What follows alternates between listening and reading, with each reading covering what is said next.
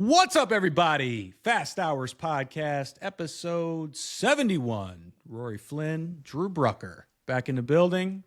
And Rory took a nice little vacation, man. You got out of the New York weather, but you kind of went at a weird time because New York Knicks are just balling out of control. Can't imagine you trying to stay up for those games. I missed it. What? I'm so upset.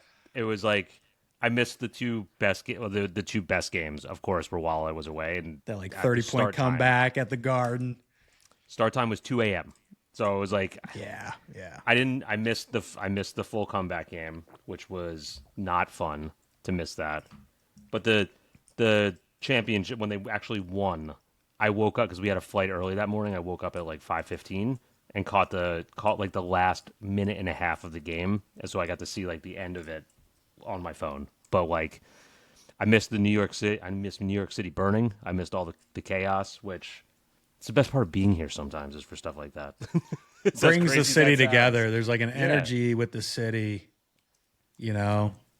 You had the people here for the World Cup too. So you had like people that were probably in New York for the first time, and then they're like, what is happening here? It's like, yes, everyone thinks of New York as probably like the Yankees maybe like a baseball town, as being like that's championship sort of like. Yeah, it's fair. layout. But everyone knows deep down, if you've lived here for long enough, basketball is like I'm a Giants fan. This is the biggest sport of fan I am. But everyone knows basketball like runs this city. Like every school has a hoop. Every corner park has a court. So it's like everyone grows up playing, and all you need is a ball, and there's always It's ingrained. someone Yeah, it's right? ingrained. So Just like hip probably hop. yeah. Probably like football, or football for our friends overseas, soccer for our U.S. listeners. All you really need is a ball. You can make something happen, right? So that's Well, I it was mean, awesome. and if you don't, no championship in 50 years. Only, there's so much pressure built up that's just ready to explode once you actually do win something like that. So it had to feel even better, for that to be And the it was the right case. team.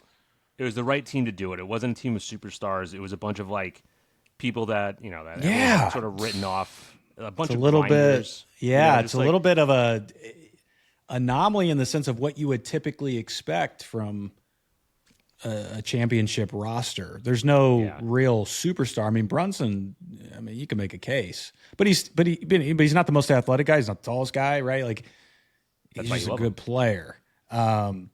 But there's no big three. There's no real big superstar power there, and they've got something there. I mean, they did it at Villanova, and were able to sort of replicate some of the chemistry with some new additions, and then Cat came over like a couple years ago, but I just totally changed his game. But that was my dad went to Villanova, so we've been Villanova fans for a long time. oh, that's right, It was like as soon as Brunson came here, I was like, yeah, I like this because that's the New York doesn't.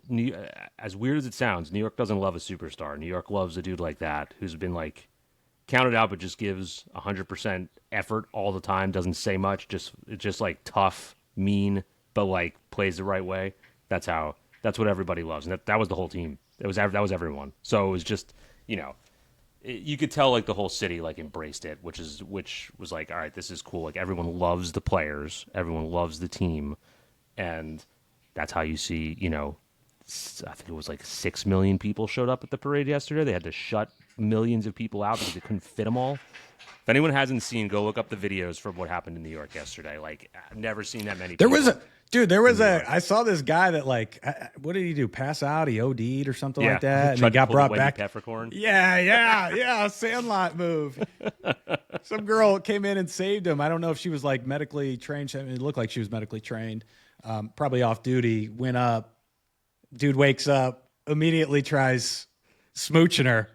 Got curved twice. It was unbelievable. Unbelievable.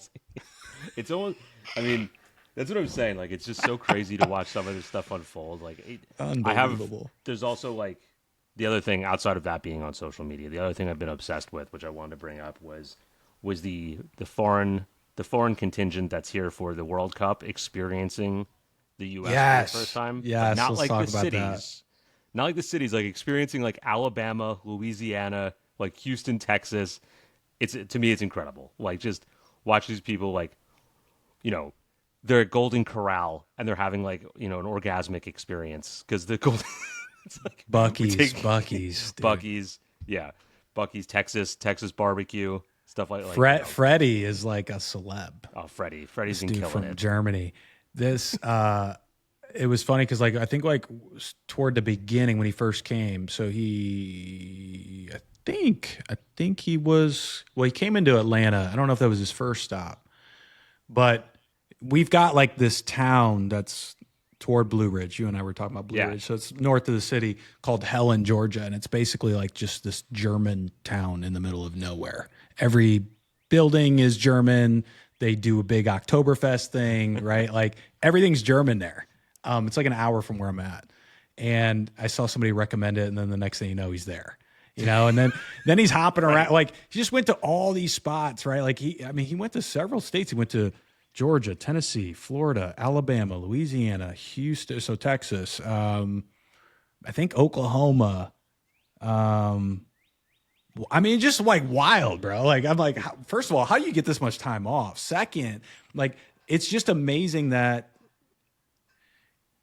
people forget that America has culture too, right? And these other countries probably hear a lot of bad things about the U.S., but they come over here and there's just a lot of things that are just so novel to them. And then like, dude, this dude's just like taking off, and then JJ Watt's putting him up in a hotel. Ella Langley's taking him to a concert, giving him boots and clothes. I'm just like, yo, this is wild. This is wild. It's because like you're planning a trip to the U.S. You're not saying I'm going to Alabama. Right, like if you've never been to the U.S. before, no offense to anyone who's listening in Alabama, like it's just not. It's the same way it would be if I'm going to Italy. Like I'm not, you know, people are going to go to Rome first before they go to Bologna or like one of the smaller towns, right? Like it's the way that people travel, right? And it's great to see them like eating the supersized food, being down with like, and anyone who hasn't been to the U.S., the southern part of the U.S. is an entire experience. It is outstanding. Drew lives there. I went to school there. I miss it all the time. The people are real. They're funny. They're hospitable. And the settings, locations are great. And I love them. Like, I love seeing the discourse. Like, you know, I saw a lot of this pre the tournament where it was like, everyone's like, oh, the U.S. infrastructure for soccer stadiums, like, it's not good. But I'm like, what? Like, we have like a Coliseum. They're like, what are you guys doing with all these stadiums? Like, you guys have too many stadiums. What are the Texas football stadiums are like, Texas high school football stadiums are probably better than some professional stadiums. You know, love seeing people at the college stadiums, and it's like, how is it this big? It's like, that's college football. There's a school. There's schools here. There's one that's 20 minutes from me that just built a new high school football stadium that costs $50 million. It's $50 million. Yeah. I mean, it's insane. And the other it's just been I don't want to say wholesome, but also anyone out there, if you're creating content and you want to just absolutely go viral, just glaze the US. We're so in need of some love from someone. You just glaze us, tell us how good we are, and you'll go viral. It's the easiest trick in the book. I was just gonna say, like, my takeaway was, if you want to go viral, be the first person to experience something, right? So like, he's experiencing the U.S. for the first time and documenting your experience.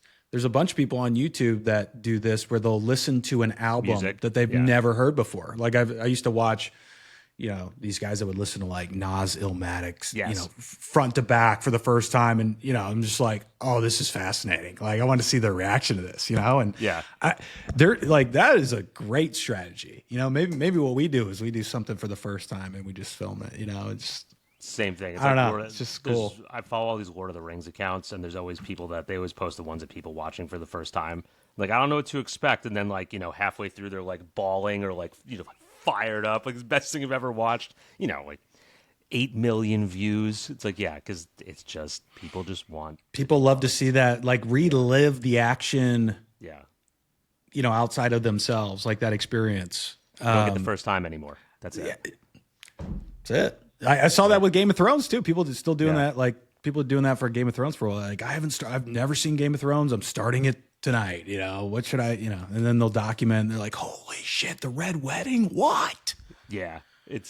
Dude, there's so much good, wholesome content right now. Everyone just appreciate it while we have it before the algorithms send us back to doom and gloom every day. So, yeah, you know, that's my PSA for today. And then, dude, I mean, World Cup's going on. I'm sure everybody pretty enthralled with that. U.S. has a game today, second game. Yes. So that's exciting. We'll be there. This is fun. This is fun to have it here. It's fun to have it, like, have everyone, you know, hosted here. You know, we're used to hosting in New York for, you know, everyone from everywhere in the world, but it's nice to see, like, people coming here for a sporting event like this. It's like, that's exactly how we could do the Olympics if we wanted it to also. But you know, there's really not many things that can bring the world together culturally quite like something like this. I mean, it's sports related, but it got me thinking, it's like, what else could be done outside of sports where people from other countries would come in, you know, and have sort of like this immersive cultural experience and bring people together, right? Like the only thing I could think of off the top of my head was just sports. It was like World Cup, It was like Olympics. AI. Like, actually, you know? Weirdly enough, like we see it with the film festivals and stuff and the conferences. People come from all over the place, right? And there's just like a big community around it.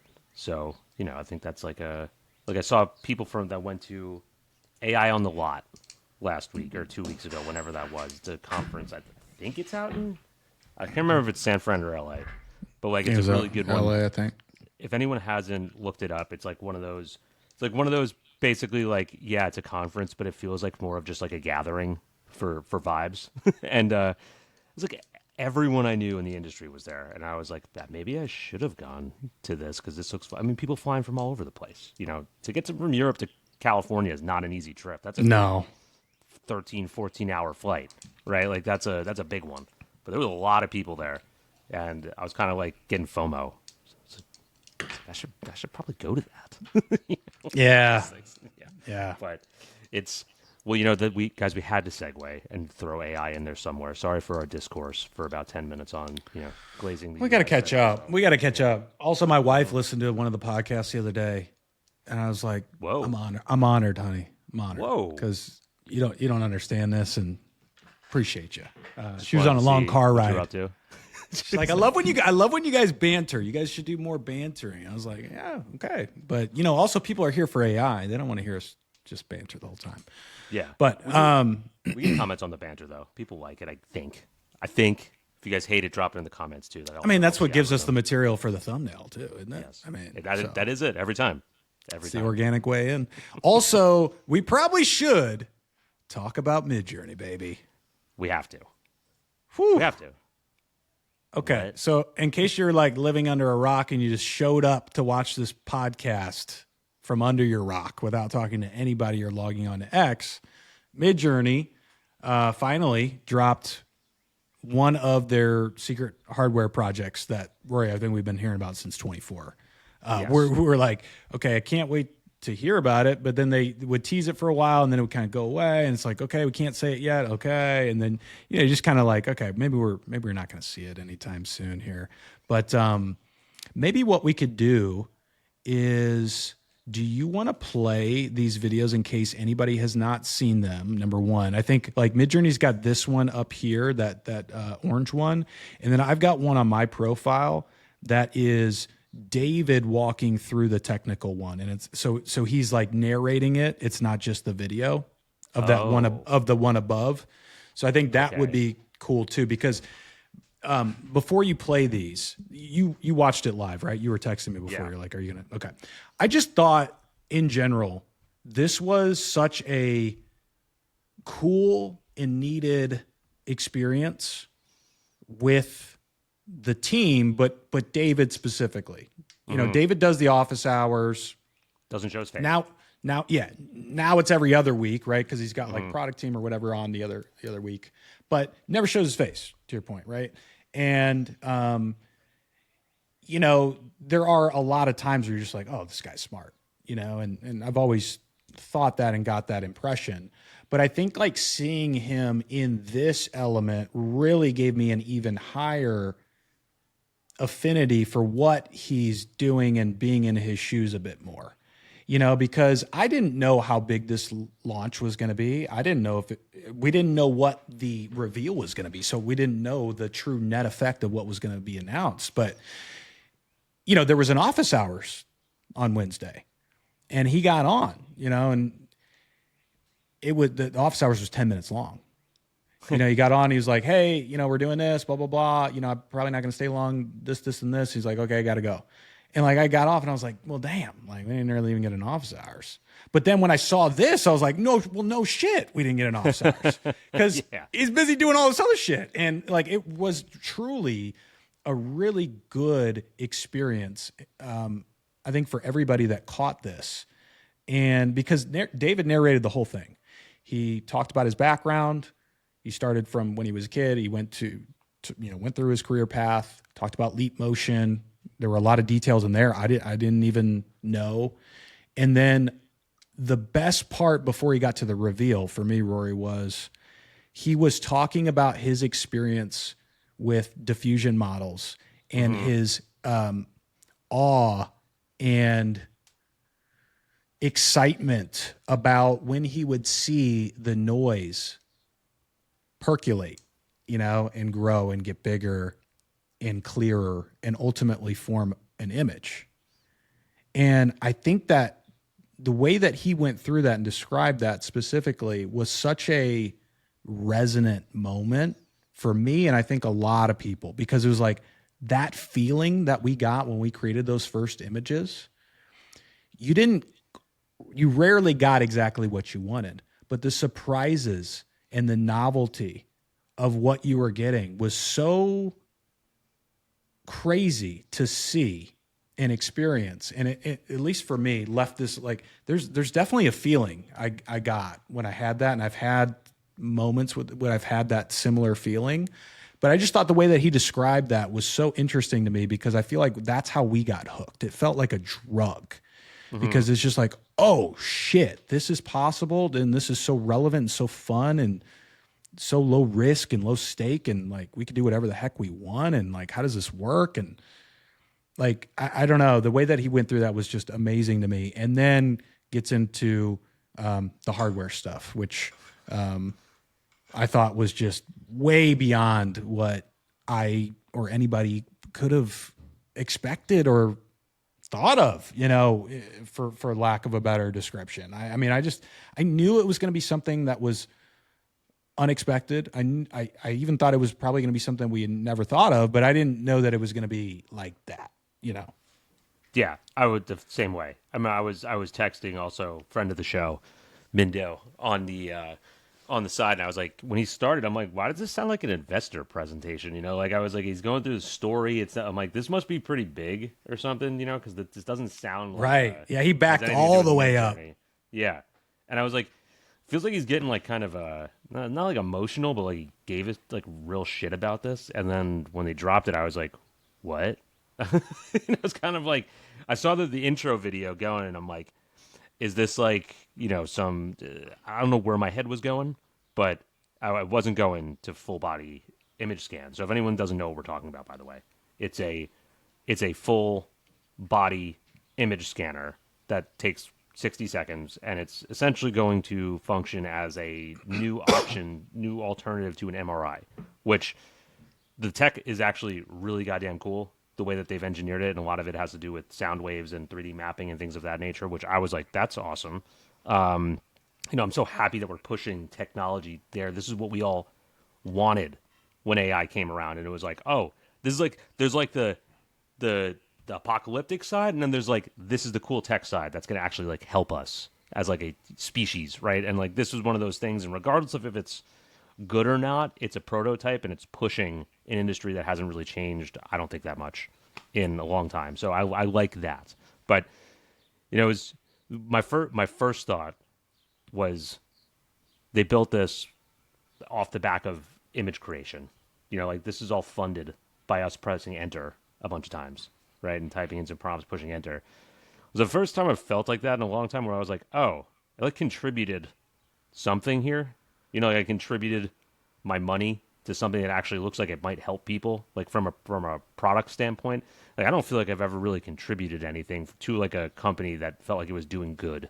Do you know what I mean? Like maybe Yeah, yeah. there's some that you feel like it's like, oh, I bought stuff from Patagonia because Patagonia, donates to go, restore environments and things like that, and they do like a lot of philanthropic things. Yeah, like the B Whatever. Corps, right? Like those B Corp Yeah. companies for sure. But yeah, I totally get what you're saying. Like that. This one was like, oh, we were part of the plan. Like we were part of the plan to raise the money to do this. Like, and then it made me feel a little bit different. That there's a much longer term vision, and that like all this stuff that's happening right now is really like the image model feels like it's just like the vector to whatever else. And I was like, can I be mad at not having an edit model because of this? No, because it feels like this is cooler and better for humanity. Did I think I'd see a Midjourney spa before I saw a Midjourney image editor? No. Yeah, that was the other thing. It's like, okay. Well, yeah, the spa, two sides of that. the spa thing initially was like a fucking spa. Yeah, but I get it though. Like, to give people accessibility to something like this without going into a hospital. And maybe we should show the video first. Yeah, I'll stop sharing real quick. But Rory, to your point, like the one thing I got this, somebody retweeted this post from David from 24 December. Let me read it to you because we're talking about VC. He goes, by VC standards, we should either conquer the world or die in a fire. And neither of those are spiritually compelling for me. I never wanted a company. I just wanted a home. At this point, we have a large and loyal paid community. We build tons of features for them. I think we did more than 30 releases this year, and they're pretty happy. We have enough revenue to fund those crazy R&D, tons of crazy R&D, and our models are still the best by the metrics we care about, which is how the images look and how fun it is to make things. We've made a huge backlog of exciting things to make our models way better with zero risk. We did all this without investors, and honestly, it feels like we are successful. The next metric of success I think about most is now that we have all I ever wanted, quote unquote, in terms of a big, well-funded R&D lab with cool people, free to work on whatever we want. Can we now build something that would make baby David proud? And can we tell bold stories about a human future that people want to be a part of? I think we can. So that was from December of 24. Yeah. Which is really interesting because it just sheds further light on the VC story and kind of like getting into his shoes a bit. I think he, whatever experience he had at Leap Motion and that VC thing was not good. And that was a big factor in, the way that he went about this roadmap with Midjourney and what they were going to do. So I just thought that was like a very cool tweet that resurfaced. And then I'll give you one more quick thing here, which was another tweet that somebody found from 24. Somebody says, I feel like we should all be getting scanned for cancer every other year. So I understand there are some false positive readings against this, but it still confuses me. David said, false positives aren't an issue if you get scanned regularly, since you can tell if things are growing and are getting concerning or not. To be honest, I want to open up a biomedical imaging division at Midjourney to work on stuff like this. So breadcrumbs. So it was out there. It was out there. And no one saw it coming. But no, I didn't see medical coming. I maybe saw other things. I didn't either, man. The spa, I didn't see that coming. I get the pilot of what they're trying to do, and it feels more like body scanners and body composition scanners from like the wellness side of things, which is great. I think it's really smart. I think some of the innovation that they utilize in the tech is super smart, like the doing it in water because of the way that the sound travels through water and it being like way more stable in that environment. It's like there's really impressive things about the way that it was built when they were going through it. I mean, everyone, if you've gone down the YouTube rabbit hole far enough, you get to the somatic stuff and the sound stuff. Now it's somatic, the ancient, the healing and all the other stuff that gets into it. So it's cool to see like, maybe we can solve some of this stuff if we keep going down the rabbit hole. But it took a unique individual who didn't need the cash, right? Like, I think that's the one thing that I keep coming back to is like someone who didn't need the cash and wasn't building for the prestige of, being a billionaire or being a business person. That's going to, it's like they just wanted to build something that's helpful. Like, that's nice, It's like, it's good that there's one person out there. I wish there was more. that, but that's what happens when you have the backing of like, I'm fine. Like, I don't need any cash. I don't need to be famous. I don't need to be like, the face of something. I just want to build shit that helps people. All right. There you go. Can't argue with that. Because I did see some skepticism and pushback from some people in the radiology community and things like that. I was interested because I wanted to see the other perspective. Like, I know we're looking at this as like, this is fucking awesome, but I was looking at it to see like, oh, what is it? What are like the other people saying? And a lot of it just seemed like, these are the current issues. A lot of stuff is going to happen with insurance. Like, this is how this is going to work. And, there's a lot of more problems with the imaging side of things than you think, and why MRI is better in certain instances. I'm like, you guys, like, everyone just thinks like this is it. Like, it can never progress. We're also working with technology that you can ask a question and it can go run 1,000 parallel hypotheses on how to fix it. He talked about that right? on during the presentation. I think we're really lining up well with the trajectory of AI too, right? Like, we're doing things when things are just going to keep getting better, and we're hoping to really merge at the right point in time with that. We're aligning to that. But I agree. I did the same thing. I was like trying to be, have a 360 view on it. It's tough to say because I'm not an expert on either side of this, right? But I would say that with any announcement like that, you're going to have people that are doubters or detractors or don't think it's possible. That's always going to happen. Yeah. You couple that with an antiquated industry that hasn't changed much, has a lot of regulations. You're going to get more and more of that, right? Like, my wife works in medical. It's just like one of those things where I think that's another reason of several that they wouldn't want to probably go the hospital route, right? You're gonna get people are gonna be trying to squash you. You're not gonna get fast tracked approval on these things, right? Like, so I just think like that spa route was also another thing. I was like, okay, well, that makes more sense, right? Like, this is just like a different route to do it, but I agree. I mean, I don't know what's possible. I did see like some of the things where I'm like, I just don't see how they wouldn't have at least got information from other folks or interviewed other folks to know some of these answers. Like, I'm sure they did their due diligence. And maybe there are a few things they didn't think of, but if you're going to spend that much money and that much time on something, I would imagine you probably did your homework to a decent degree, especially if you got somebody with the pedigree that he's got in the space. I mean, dude used to work for NASA. Dude worked for Leap Motion doing stuff that was probably several years ahead of its time. Like, he's got very great connections in the space, so, you couple those things too. I don't know what the final version of this looks like, but I hope it works out because it sounds really, really cool. Really neat. I just like the vision part of it, right? Like, I really like the let me identify problem.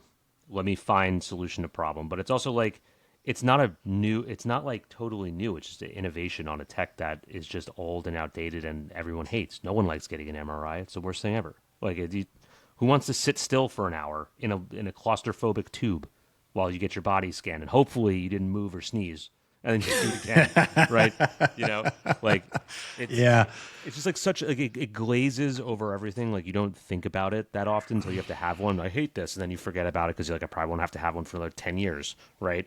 And then he's just like thinking about that. And then it's also like, oh, medical complications. What do we do? Well, we put it in a spa. Like, it's just like you can see like the detailed sort of thought process in a lot of it, and I just appreciated that. And it was great also hiring pitch, that whole thing, because then at the end they're like, just so you know, we're hiring. Yeah. Yeah. I was like, if anyone's interested in this stuff, that'd be an easy call to action right there. Hey, props to the Midjourney team too. Like, there were no leaks about any of this stuff. Mm-hmm. I mean, I would just, about this stuff for a long time. I mean, that'd be so hard to keep something like that under wraps. I mean, so props to them as well. Do you want to queue up that video? Do you think we can get I think you figured out how to get the sound on these, right? Hold on, you might need to. I don't know which video. I didn't see the one that you were talking about. If it's all right, so there's page. There's two. There's just the main. You can go to my page. I've reposted the original Midjourney one, like the short 2-minute one, and then I've got another one that I just recorded on my phone where it's him narrating the technical video, which is better because he's queuing it up. It's not just a bunch of things that you're seeing and wondering what's happening. See. Is it this one? That's the technical one. Yep. That's what you want to put up? Yeah, I think we could just play that one. Yeah, let's just play that one. To the spa and to show off the first new whole body medical imaging modality in 50 years. We're calling it the full body ultrasonic CT, or just the full body ultrasound. We kind of dreamed of something as powerful as an MRI and as casual as a trip to the spa. And so that's what we're gonna kind of show you today.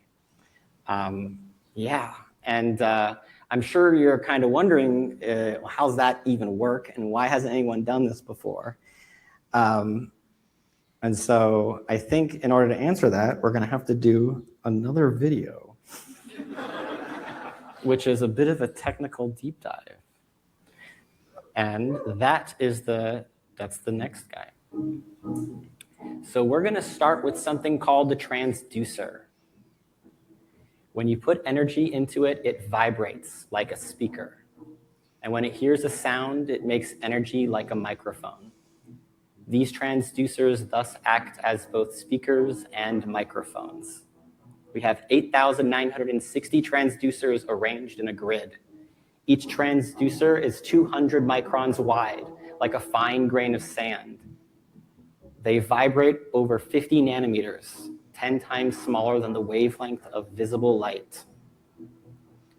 Imagine a choir of 8,000 singers and an audience of 8,000 people, all listening carefully.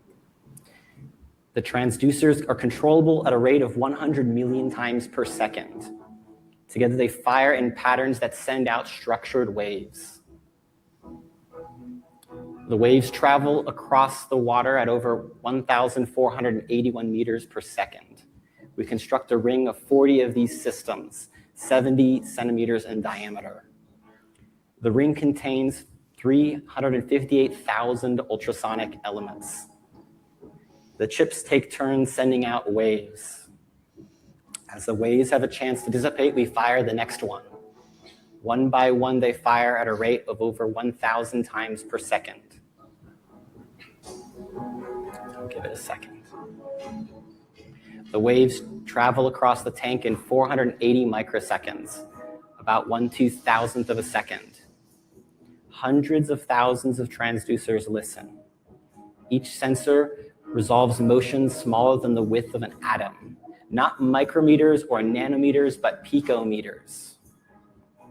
Working together, hundreds of sensors can even push into the subatomic femtometer range, finer than the scale of atoms.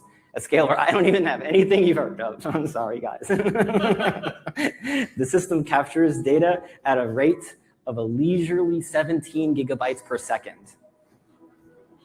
Gigabytes of sonic reverberations flow around your body. And from the vibrations, we will form images. Each probe sees different angles of your body. We combine thousands of waves and thousands of sub-images. Over 40 gigabytes of data moves through the system to see just one slice of your body. We analyze these images. You can see in the little shadows of the organs and everything, to make out organ structures and tissues. Here we'll show you a slice of 25 different biological structures. This is a real image. We do this again and again as you move through the ring. The lift will lower you at a gentle rate of 4 centimeters a second with a precision of 0.1 millimeters. Over a period of 60 seconds, our goal is to get several hundred slices of your body. Reconstructing across 21 servers with 2 petaflops of compute power, 806 terabytes of raw data. The slices form a 3D map with the ability to resolve internal tissue details as small as 0.5 millimeter. Less than a dozen of these machines operating together at full speed can do more full body scans than every MRI machine together on Earth.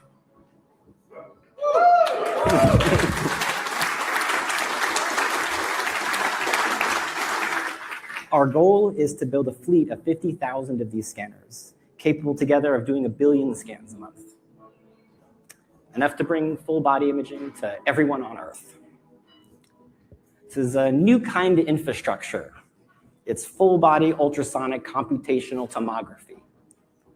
No such device has ever been built until now. And yeah, we're calling it the Midjourney Scanner.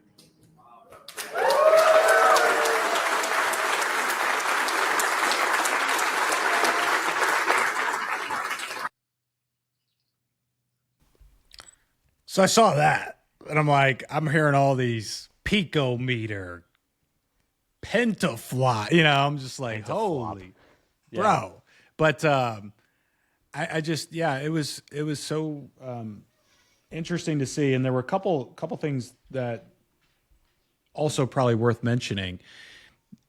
Some people I saw like Midjourney, probably people that aren't super familiar with Midjourney, but reporting on it, they're like, this is a crazy pivot. It's like, well, this isn't a pivot.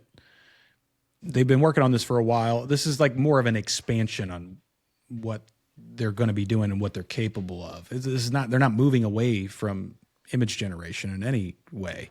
So I just want, people to know that. So they're still going to be working on image models. They're going to be working on the edit model.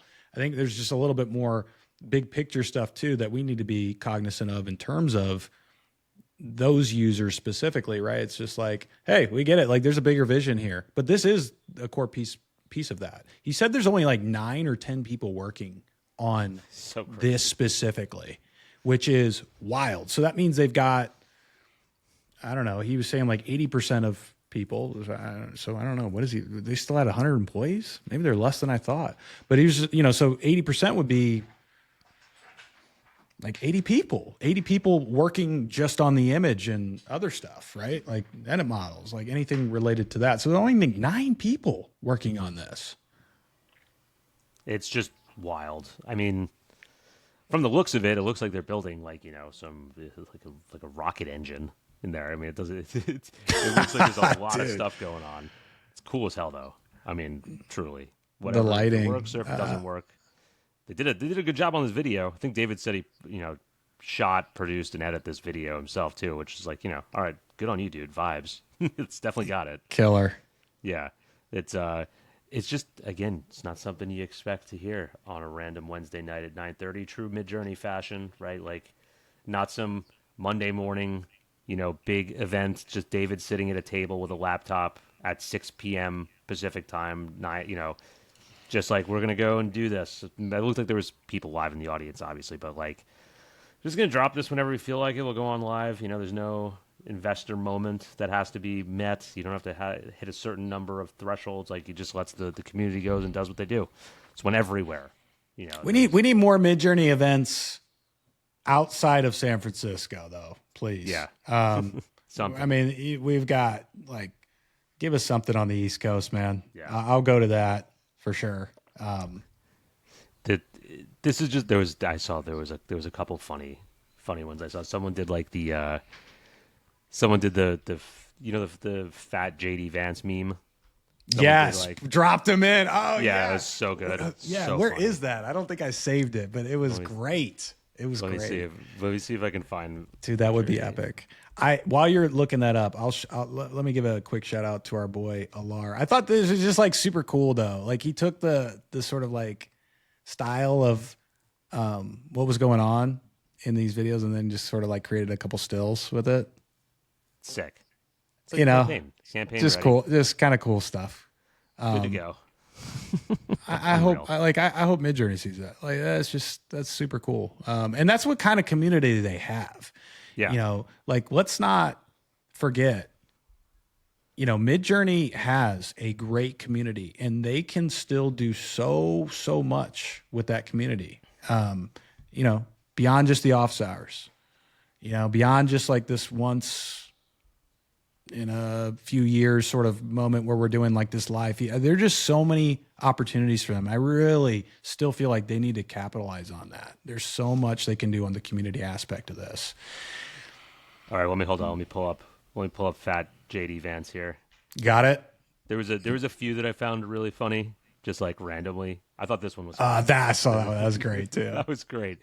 But this one here with just I mean, just genius level social content. Who did this? You know, Who did this?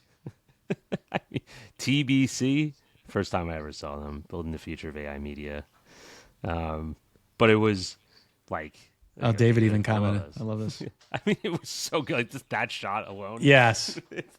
The details are good. That's what make it good. Yeah, slop guys. Sometimes it can be good and fun. All right. That's right. You know? That's right. That's the point. Like this is tasteful slop. It's a great would be a great series for us. You know, to look at every once in a while. This is great. It's so just great. Too good. But I mean, this is the kind of stuff that you don't see coming, and that like I don't see anyone else pushing towards. Like I think everyone else is pushing towards quarterly earnings. I mean, this is the good things we always talked about with them. It's just like it feels like it. This is the weird part of it. Like I never feel like I knew the direction. Like I never feel like I had any grasp. Yeah, I mean, on the direction. Just like other than pure vibes and fun. Like I mean, I guess if you can build a company just on that. This is really our first real insight into that. You know, I mean, besides just like saying something and it being sort of ambiguous and short on an office hours, we don't really know the true definition of what that is. Yeah, you're right. Like this feels like one of those like first real previews of like, oh, like I kind of get what's going on here now. I see like you guys are ambitious, like really ambitious. You guys really mean the whole we're a research and data lab. Oh, okay. Yeah. So like this goes beyond just the little surveys we were filling out for a little while there, Rory. You know, this is interesting. Like it changes my whole opinion on them. I think, like not that it was negative, just that like I was just like trying to think in my head, where does this go next? And this feels not the idea. So. This could be, if this pans out, this could be. Oh yeah, this could be $1 trillion company. I mean, and this is only two. This is what else they got? Crazy. They can't drop the first two, and that's like the first ones. So that's a good point. Yeah. So let's mention that too. So you saw this briefly in that video that we shared, but this is like their little secret, subtle symbolism for these projects that are coming out, both on the hardware and software side. And so if we've got any master decoders in here, would love to hear your thoughts on what any of these may be. But these feel like they're very Sixth Sense oriented. Everything's orchestrated toward like a feel or a verbal, or, you know, like it's associated with the senses. I don't know what this one's the most. I have no idea what that means to me. Makes sense. But like the imaging model, the eye makes sense for the full body vision. Heart. I mean, maybe that's for us. I don't know why that would be a spa, but it's. You know, we can speculate, but I don't know if I'll come in close on any of these. The brain, I don't either. That's why we're relying on you guys. You might have to ask your mailman. He might know, actually. Now that he's a subscriber, he might know. Your local EMT, just don't try to kiss them. You know, if they bring you back to life. Yeah. We could use some EMTs on here as subscribers, so shout out. Last thing I was just going to mention, I found this girl. She posted the whole thing on her account. So if anybody wants to go back and watch it, which I wasn't sure if this was going to be available. It is available. I guess Midjourney. Well, no, Midjourney posted it too. I guess, is this just a repost? Yeah. Okay. Never mind. Midjourney's got it too. But finally, if you want to get inspired and kind of put yourself in the shoes of what happened here, especially if you're on the Europe side and you were 6 hours ahead, you definitely didn't stay up for this. It's there. No. So I was texting friend of the show, Mindo, and I was like, I was so tired from that day. I'd done like a round trip out to Long Island. It was like, I want to go to bed kind of thing. At 9 o'clock, yes, I'm a tired father, everyone. And I was like, he's got 10 minutes to tell me something. And then the intro sort of like kept going. And I was like, this guy's really like, he's going into like his history. Like, I don't know if I should be like excited about this or just like go to bed now. And then when they started playing the video, I'm like, I have no clue what this is. Before I know it, I'm 40 minutes in, and I was like, well, I guess I was captivated. You know, like I guess I was like laying on the couch in the dark. I got it set up on the couch, and I'm like laying next to it. David was he was nervous at the start. Yeah. You could tell. Mm-hmm. And then he got in his zone, you know, and then it was just like, oh yeah, this dude's back on his genius shit here. You know, he's such an interesting character, man. He's a one of one. And yeah, man, it was very cool. I mean, dude, we've had some crazy experiences here lately. You've got the World Cup stuff going on. You had the UFC 250 event at the White House, which we didn't even talk about, which was crazy. Yeah. That was crazy, bro. I mean, I don't watch as much UFC now as I did like during the COVID period and before. Like I was watching every week. Yeah. But you knew I was going to be watching that one. And I mean, that was the same thing. I was tired. It was like 1 a.m. Gaethje and Topuria are getting ready to fight, main event. I'm like, okay, well, I got to stay up now. Like, hopefully this is entertaining. Gaethje's literally in the Oval Office looking at the Declaration of Independence and then walks out of the Oval Office and does this walk all the way from the Oval Office into the octagon, down this strip hallway where it shows literally, it's like a tracking shot, him walking past all of the president headshot images from now to George Washington. Walks out the front. There's the SEAL president of the United States where he's overlooking the event, then walks down. Like it was just, dude, it was nuts. And then wins like as a huge underdog. And it's like, yo, this is America. Like this is wild. I mean, dude, that event was crazy. I mean, like, you know, you had all these like veterans and EMTs and firefighters and police officers in attendance at the actual thing, which I thought was super cool. And then they had like, I guess something that was like right across the street, which was packed. So you had that. I mean, we had the Midjourney thing. Like we had the Fable. We had the Claude Fable situation, which we got to get into. We got to get into that. Yeah. Like, I mean, it's just been, we're on a run, dude. We're on a run. There's one thing that we do really well, guys. It's entertainment. You know, like US could entertain. I mean, hate us, love us, whatever. We do entertainment. That's the one thing that you know we can definitely hang. When are we gonna like? We're never gonna see a UFC fight on the White House front lawn ever again, ever. Like dirt what? bikes flying in the air in front of like the West Wing. I'm like, what? They brought all the fighter jet. Like I had never seen like the Delta formation like that. They had like 12 jets. I'm like, I've never seen that many jets in that state-run entertainment. That's what happened. Nuts. That's probably where a lot of our tax dollars went. Was to probably fly over. But it's like 250. You know, like it's like this is 250 years of independence. Like we should be celebrating more of the 250 thing year round, not just for like 4th of July, which is coming up.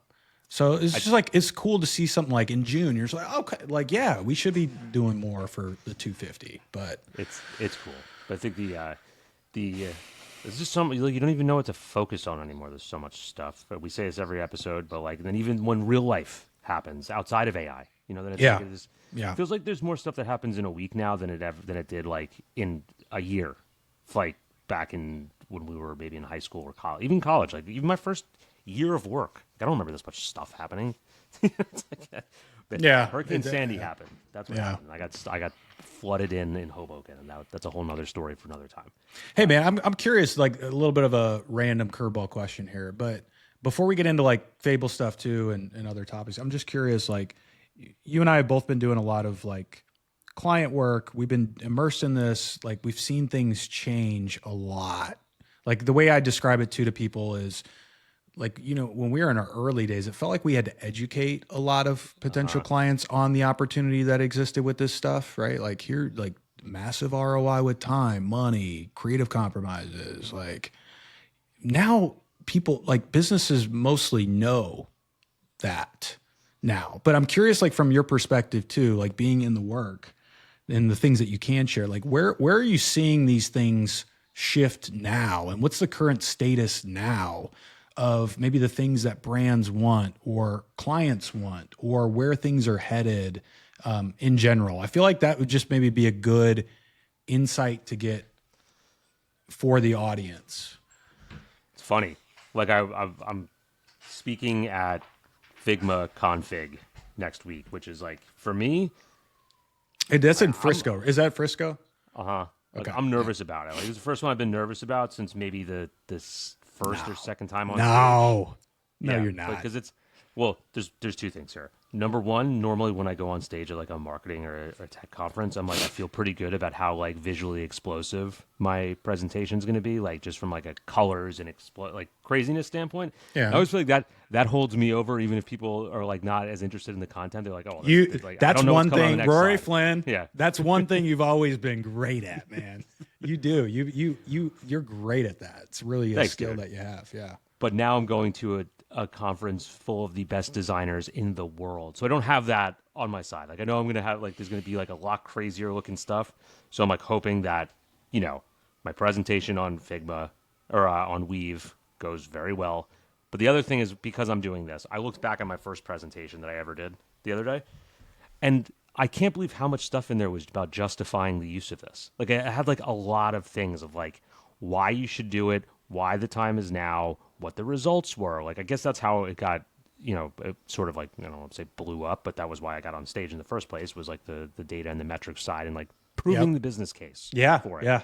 Yep. And now I don't have any of that stuff in my presentations ever. I don't even think about it, because I'm like, now it's more so of like, how do you not destroy your company via like unlimited token splurging? You know, it's like, don't go spend $500,000, you know, and give everyone unlimited access to Claude, because they'll just spend all of your money.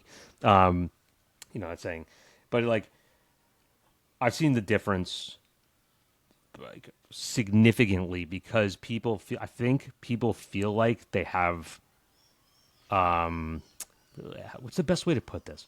I feel like when we first started doing this is going to take probably longer than it should to explain it, but this is exactly how I feel right now, is when we started, it was like Midjourney and ChatGPT, right? And it was like, everyone who hated ChatGPT was a copywriter. Everyone who hated Midjourney was in like graphic design and whatever. And no one else thought AI was coming for them, right? And no one else thought. And then like when you started seeing the video stuff, then you started to see the 3D people, like, this stuff sucks. Like, this is awful. You know, the cinematographers, everyone, all the, you know, the video production companies, everyone's like, this video sucks, it's terrible. It's like, yeah, we know, right? Then it was like, then you started to see like the same sort of pattern happen with copywriters. They started getting good with Claude or ChatGPT. The photographers started using Midjourney, and they were like, this is actually awesome now that it works for me. And like, I feel like there's a lot of industries that were still to get there, like 3D. And now that it's like incorporated into 3D and it's incorporated into, you know, a lot of the editing softwares, and you have a plug-in for everything now. I feel like everyone has like a little bit of stake in it. It's not just like, oh, it's only the graphic design team that can use it. It's like now everyone's got something.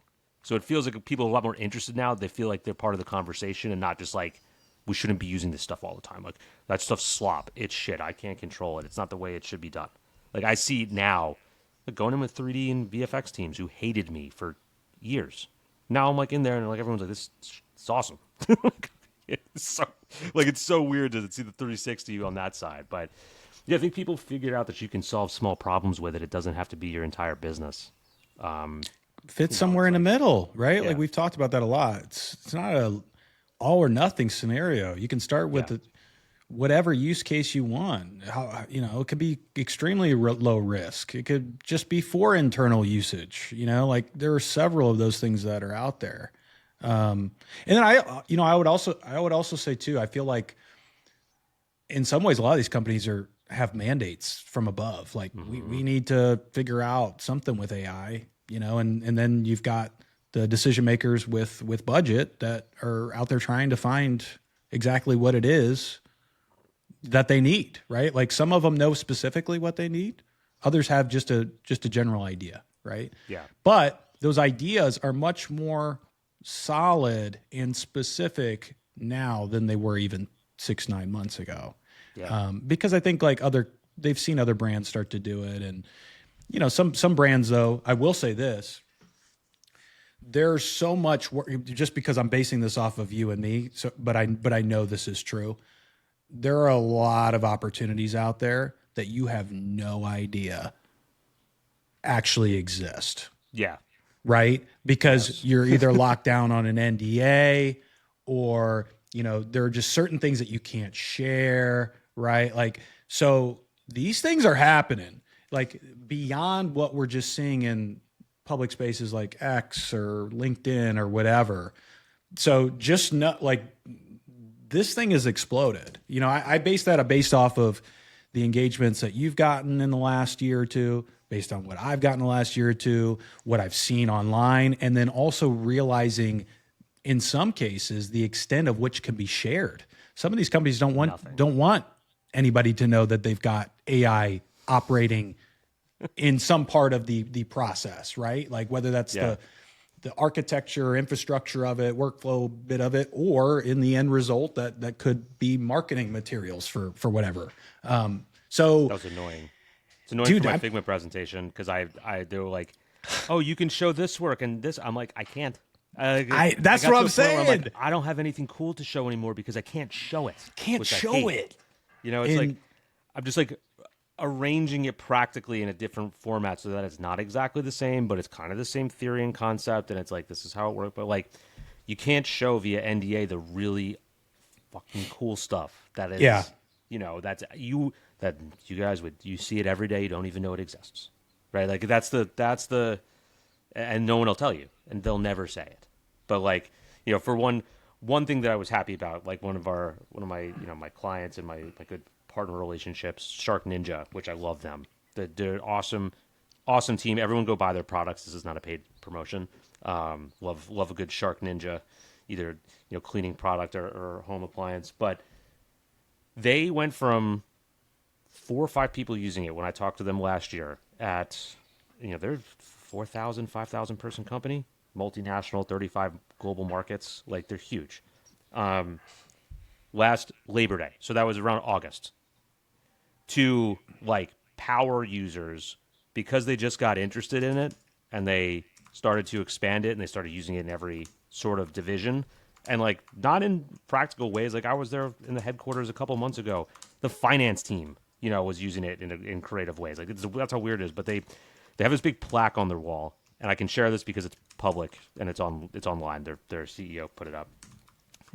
They're giving out $1 million in cash prizes this year, and like to the company, $10,000 weekly payouts. There's a monthly, and then there's a grand total. I think there's like a $100,000 bonus at the end of the year for whoever's building cool shit that benefits the company. So it's like if you build some workflow that like helps people, not only do you get to benefit off that tool that you built, you could win $10,000 this week, and then you could also be, you know, you could win $100,000 for the year as a bonus. Like I like that type of incentive. That's like, that means they're all in. That means they're like incentivizing people to think about it the right way. It's not about like what you can do. If this helps other people doing your work, like, you know, our work, our end product, then bang, we're all gonna. It's not like some of these other companies like learn AI or like you're gonna get fired. It's like no, figure this out. You're gonna get paid more, which I love that. So yeah.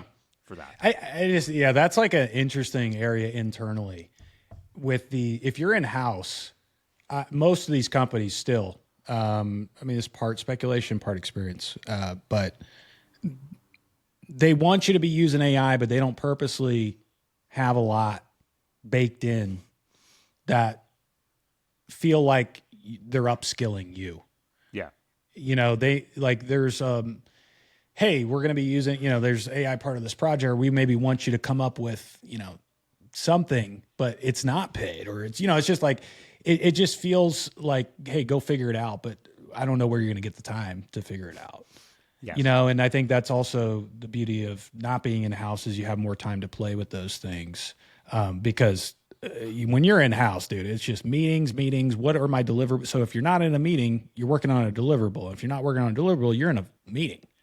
You know what I mean? And if you're managing anybody, forget that, dude, because your schedule's already effed because you're reporting up and you're reporting down, which is why I got the hell out at the end, dude. I was just like, this is not what I love to be doing. So it's dude, it's a challenge. But we should probably get into Fable at least, right? Because like, dude, what? We didn't get Mythos, then we get Fable 5 for what was it? Was it a week or was it 2 weeks? I think it was a week. It was like while I was on vacation.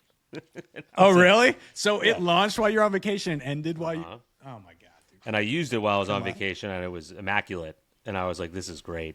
And I got, like, so excited about, like, my life. I was like, my life is going to be so different. Like I saw the vision in my head, like I was projecting, like, 6 months downstream. and I'm like, oh my god. And then it's like taken away, and like going back to Opus 4.8, which is still like revolutionary, or 4.7 too. I'm like, I feel like I went from being like a 30-year-old back to like a 5-year-old, like with the intelligence level, where I was like, oh my god, Oh my God. why? Don't do this to us. Don't give it to us and take it away. I would have rather never had it in the first place. Better to have loved and lost than never loved at all. Bullshit. I like this one. God, I mean, some people were speculating that we get it back soon, but I like there's something How going. nerfed is it going to be? Yeah, there's something going on behind the scenes here, and then also you're seeing a lot of this calling for, a pause or slowdown on this stuff, which is also like an interesting point that you knew was going to happen. And I don't know the ramifications of that, but if this, if you're in a race, like the AI race, even if it's much riskier to keep going, those are the kind of conditions that compromise integrity. You know what I mean? Well, and so conspiracy corner. Oh yeah, let's go. I was like so dialed into the SpaceX IPO to see how that thing would go, and then it was like Fable dropped, and then it was like Fable gets taken offline. I'm like, this seems odd that we just got a trillionaire made, and then I'm sure no one in the U.S. government has a stake in SpaceX. That would totally be out of the question, right? And then we go and drop the most revolutionary model of all time that can do my 5-6 hour tasks in 6 minutes. I already proved out that it could do.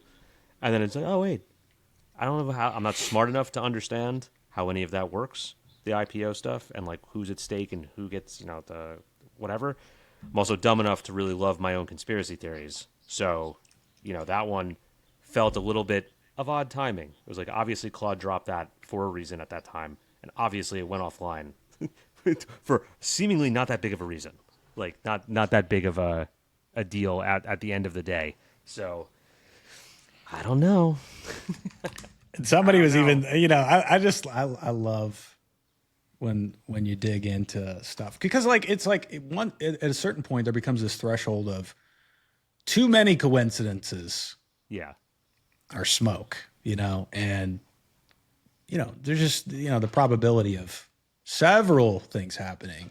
I'm just like, yeah, I could definitely see that happening. But like somebody also posted something about like Fable the name, and they're like, well, Fable alone is like a short fictitious story designed to teach a moral lesson. Whoa. It's like, yo, that was kind of weird that they called it Fable, like, I don't know, bro, but you know what I mean? Like, it's just like, the U.S. government, if anything is, for anyone who's not familiar with how the U.S. government operates, if anything is deemed a national security risk, which is the most ambiguous thing of all time, which could be anything, it's just like they have the right to either seize it or shut it down. So it's like, I could be a national security risk for it's a real thing. Reason. It's like a 20. Yeah. It's like a 20% threshold or something. Like if this were to, I can't remember the exact terminology, but it's like if this were to disrupt the space or the market by 20+% or more, they have that sort of right to seize it or shut it down or hold it or assess it or whatever it is. They do with patents all the time. It's like people come out with patents that are like, that are like really good for X, and they're just like national security risk. That's ours. There's a reason we don't have free, hydrogen running cars. You know what I mean? And I just think it was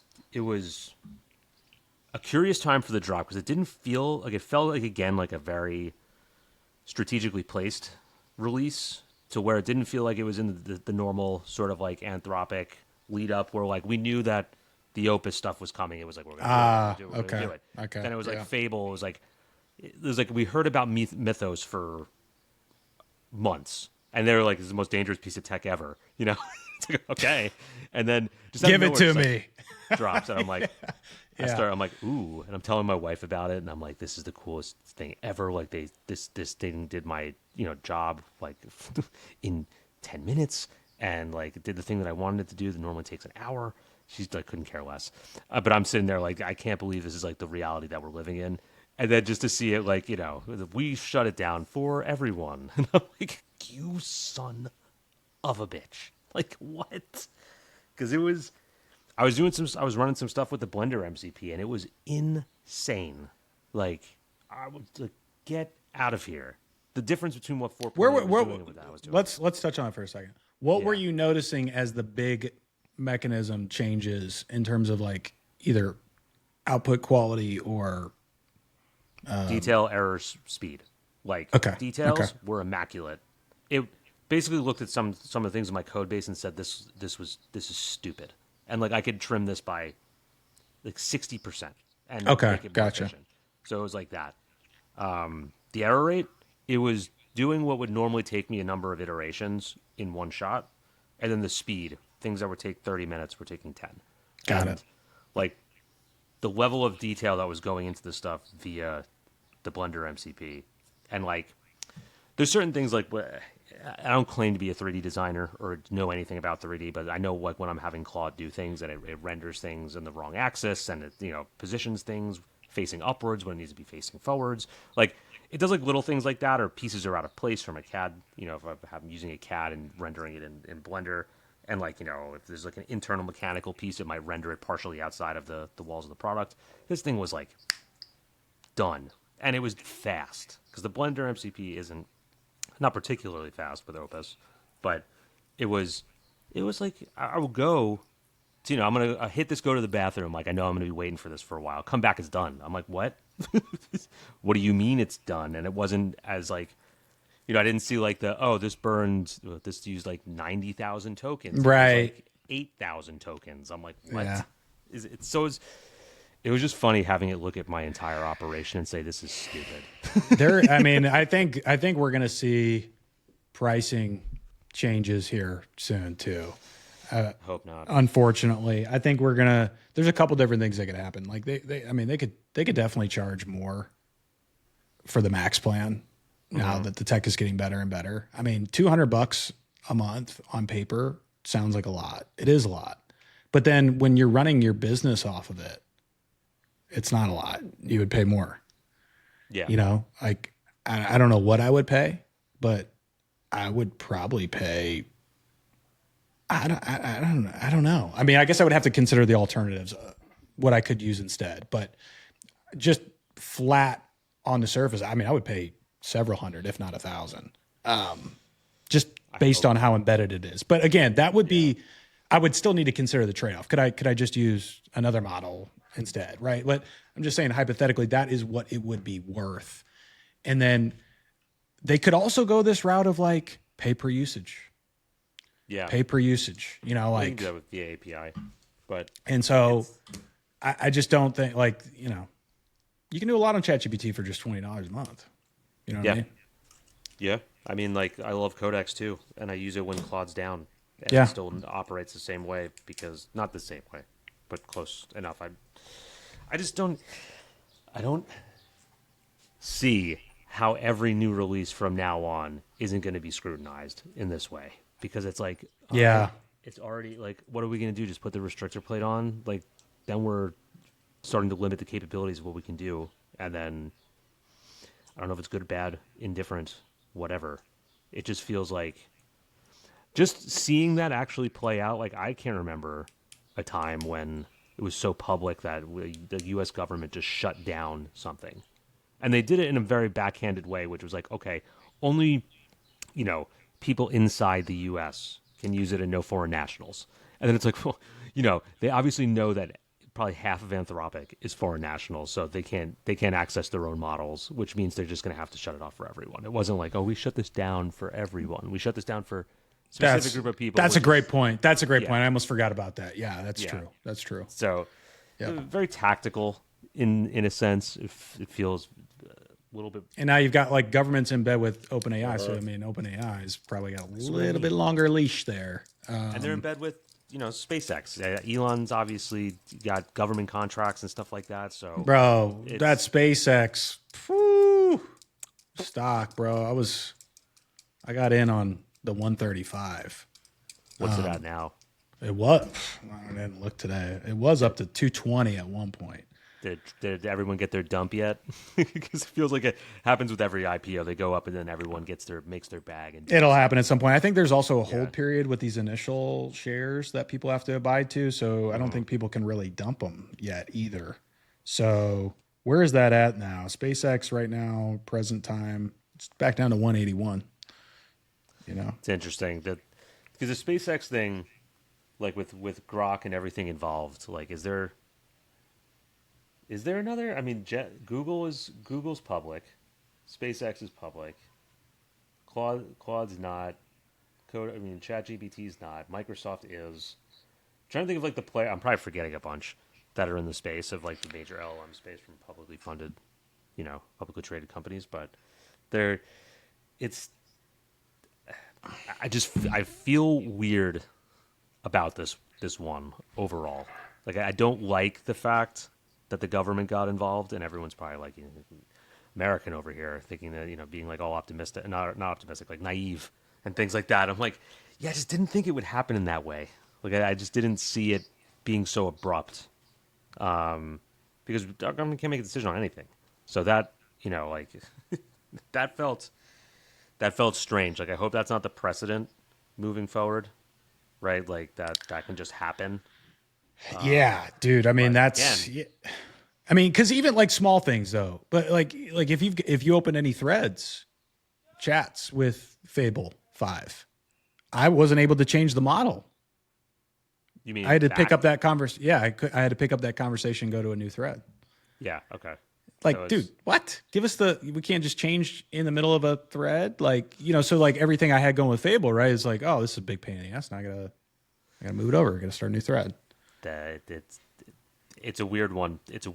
Doesn't feel, because that's where I was saying I was getting into the Magnific MCP with Fable, and it was doing some cool stuff. Because if anyone hasn't used these, if anyone's a Magnific or a Higgs field or whatever, yeah, Higgs field's pumping.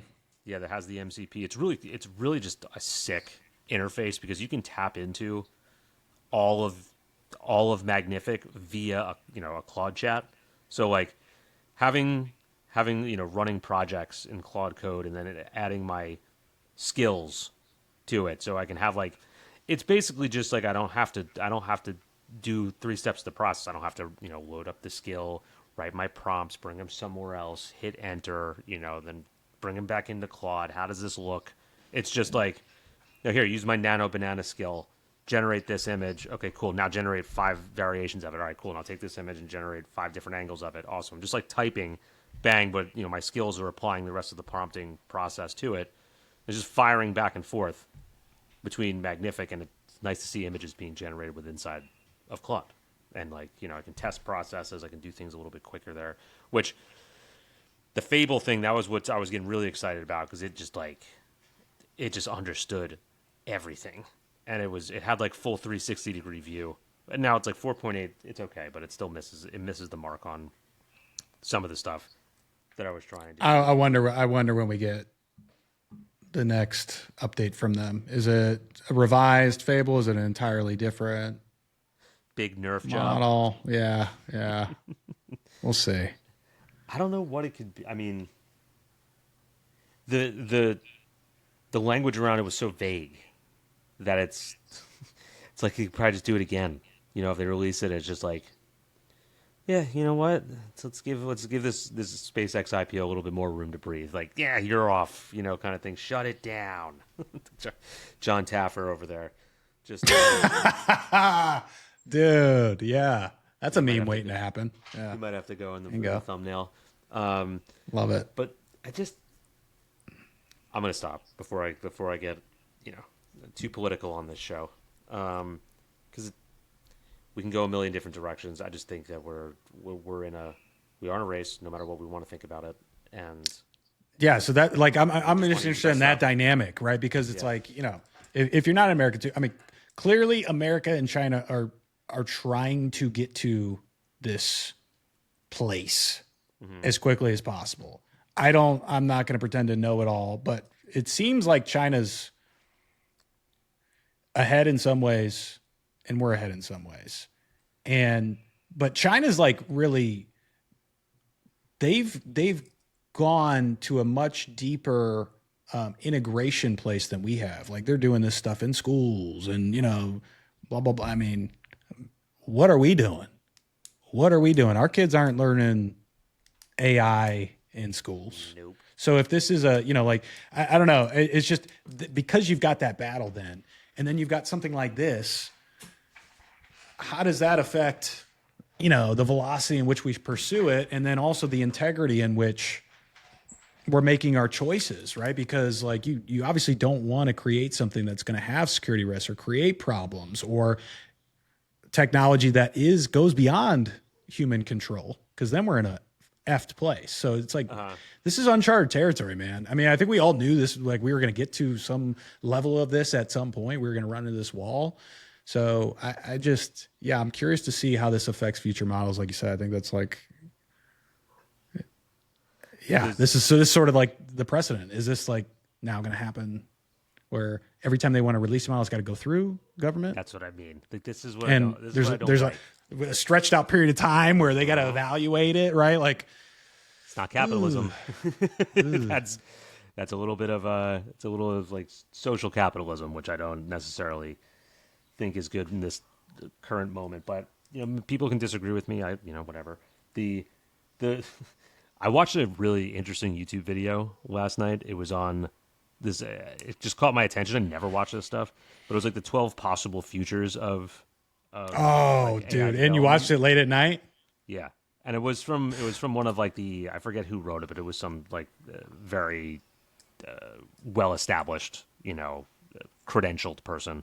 Okay. One of the ones that I thought was super interesting was like it was a future where it's basically like the nuclear arms race, where it basically gets to a point where the only point is developing the AI to deter anyone else from developing the AI, and that's it. And like there's no new innovation. Like it doesn't help us at all. It's just like the AI is there to make sure that other AI doesn't do anything bad. And like that's it. Like no, we don't get any of the benefits of it. We don't get any of the medical stuff. It's just like all the resources go to making sure adversaries AI isn't gonna like the same thing that like basically what nuclear doctrine is for everyone on Earth. Just I might have to watch that. So there were 12 of those scenarios. Huh? Yeah, there was some more. There's like the one where like we Utopia and then the worst. Yeah, the worst. But like that one in the middle was kind of like, I hate that I can see that future and I don't want that future, but it feels like that's very possible. It felt very like I never considered it like that before, as a way for it just to be like stalemate, and that's it, and nothing ever progresses beyond that state. It just kind of stays like where we are now. And like that's like again like one of those scenarios that people just aren't thinking about normally. Yeah, and then you're like, oh yeah, I could see that. Yeah, it's just like again we weapons basically. I don't know how we got into weapons here, but it's like there was we're going through all the YouTube checks, to make sure that we're flagged, essentially. Yeah. Here, I mean, it's like everyone built their bombs so that just in case someone else had the bomb, and someone else, if they have a bomb, then we have to have a bomb, but we're not going to use it, but we need to have it just in case.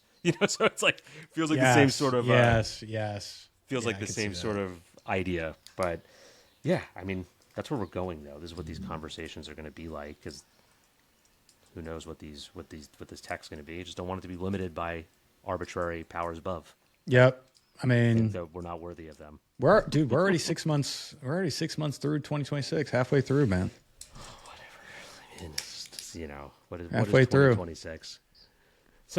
I looked at my first Midjourney receipt the other day. It was 22. Yep. Like, how the hell has it been? They did show that chart too, which I was looking very closely at, which was like the number of users they had based on the month and the year, and those like 22, 23. It was like super interesting because I was like, where did I jump in there? I know it was 22. I just couldn't remember if it was like November. I think November was like when I first really started Thanksgiving generating. Yeah, but I can't remember like if that was that the first gen or like what. But it was just it was a really interesting chart nonetheless. It was like, oh, this is interesting. Took off after V4. Once V4 was viable, because V3 was still like nightmare fuel. Cool stuff, but there's something I haven't heard in a while, Rory. Nightmare fuel. Here it We haven't is. done it in a while. Here it is. I'll share it real quick before we jump here. I just found it really quickly. So public launch open beta was sometime in between July and August. Says 500,000 people, so 500,000 people public launch. Still a lot. Yeah. Then you get up to about 2 million in August. October, you're up to about 5. September, October, November. Yeah, there's the V4 release, like you said. You're about 5-6 million in. So I think we're probably somewhere around here. Right. To take a guess. Right at that landmark, because that was right when ChatGPT released too. We got that. That's right. Yeah, it was like it was also like November, December, wasn't it? Mm-hmm. Yep. Because I'm pretty sure I was looking for other tools at that point when I was like, "What is this AI stuff? Is there anything else? Is there something that can make images?" And I was like a Google search. It was like, I wish I could go back to I don't even remember the first that specific thing that I saw where I heard about Midjourney. You know what I mean? I can't trace that back, but because I did the same thing with Runway. I was like, "Is there anything that can take my images and then make it move?" And Runway Gen 2 came up, and I was like, "Whoa!" And that was back when you could if you could get like an eyebrow movement from something you're just like, "Oh, baby!" You took like one step. It was like, yes, dude. Yeah. Now I'm complaining about we can't say the word stump, but it's This was that first image I think he was showing that he's like, I created this, and I was like, this was that relatable moment I was describing where he's like, it wasn't exactly what I asked for, but there were so many interesting things inside it that it just got me really curious and excited. And I was like, yeah, I feel like that's exactly how we felt. That was a very nostalgic moment for us the other night, I think, probably. But we'll see what those other. We might have to go run that through Claude after we're off and see. Yes. Give them we'll go through and scrape all of the office notes, and if we could even find transcriptions, feed it. Then it's got context clues. We could even go into David's tweets, export those into a CSV. Prediction market. It's. Let's I wonder if it's listed on Polymarket. Maybe not. But dude, that would be crazy. Oh my god. See if we could figure it out. But that was a good one. I think we got a lot of banter thrown in there. We did. I'm gonna have to tell the wife about that. Maybe she'll listen to a second episode. But also, TSA agents. I know you had a good chance to drive up the subs specifically in that niche market.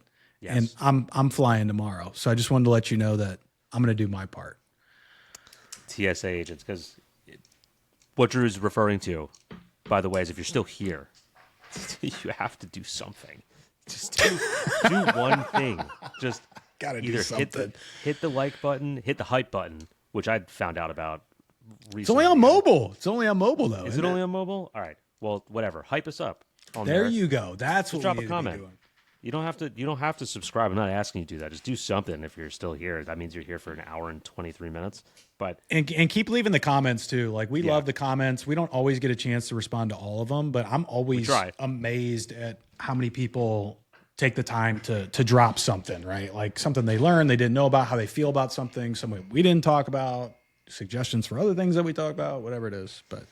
And then the other prerequisite and requirement for being, a listener here is just got to tell someone weird. You got to tell someone else. Tell someone weird. That's it, Rory.